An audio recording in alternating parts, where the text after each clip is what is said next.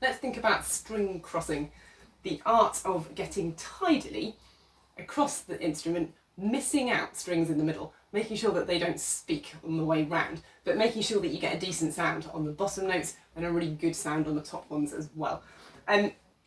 This is an exercise of mine. I think I borrowed it from somebody else. It's the best way of teaching, is to accumulate other people's exercises, and just as you go through life you gather all sorts of useful material. So again, this is a bass, so I'm starting on my third string with a G, and we're going to play a descending G major scale. If you're doing this on the tenor, I would start in the same place, so the third string, and it'll be a C, middle C, and you're going to come down a whole octave of C major. Treble and bass players, it's a G major scale. So just really steadily going 1, 2, 1, 2, 1, 2.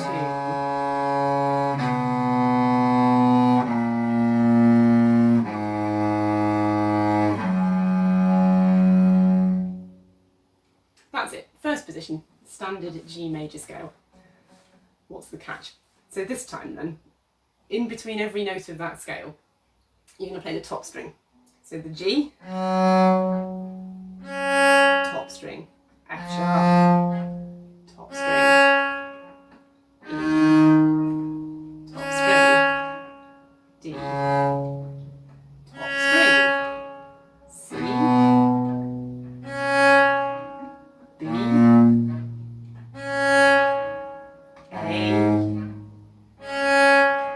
G. So as you get further down the scale, the top string gets further away. There's more strings to cross, there's a much greater risk of hearing all of this kind of rubbish on the way. So what are you going to do? First question, can you do this without making any sound? Do you get that? Or do you get this? So just experiment with how much pressure do you need to put on the strings with this middle finger. None of this, none of this, none of this. Ever so relaxed. How much pressure do you need on the strings to be able to get round tidily? Second tip. The art of tidy string crossing comes from attaching the string cross to the note that you're leaving rather than to the note that you're aiming for. So if you play the note that you're on and then you stop the bow on that string and think, okay, where am I going next? You get a rubbish sound on that note as you finish, and then you hear playing on the next string up before you've actually really got there. So you need to play the note that you've done and just get off in the general direction of the way that the string that you're heading for. It doesn't matter if you don't actually make it all the way there to start with. I've just moved next door onto the A string, but it means that that G is going to carry on sounding, and I'm in the right direction for where I want to be next. And it means that I've got a chance of arriving on the top string before I want to play it. You cannot still be moving and start to play the top string at the same time. So can you do that? And then once you're feeling brave, we'll start the scale really steadily.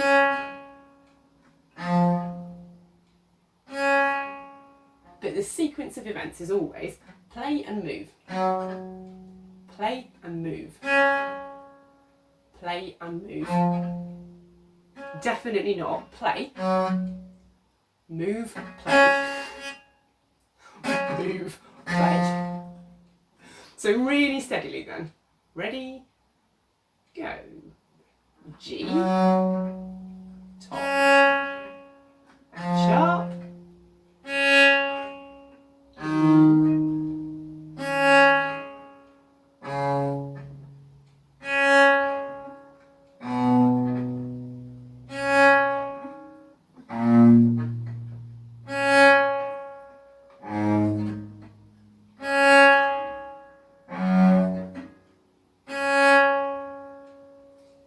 little bit of creaking, can't you, at the end of that last one.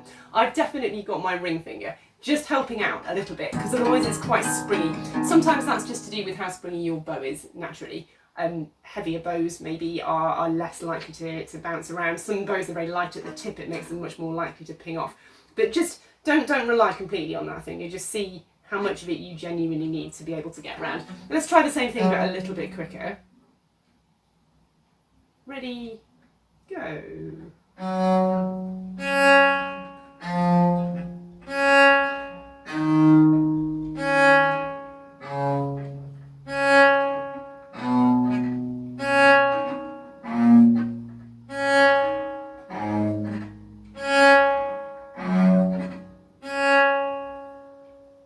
So you can speed it up.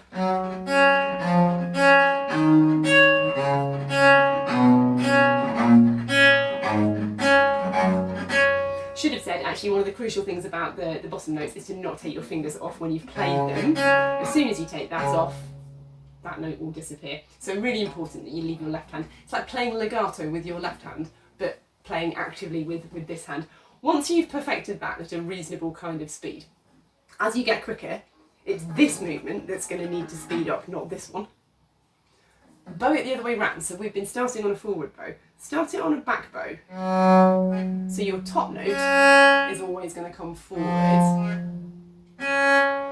Just to see what difference it makes. And you'll probably find that you find one way or the other much easier to do, which is just interesting. So you've got to be able to do both. So make sure you practice both ways round. And just speed it up until you're nipping around like a pro.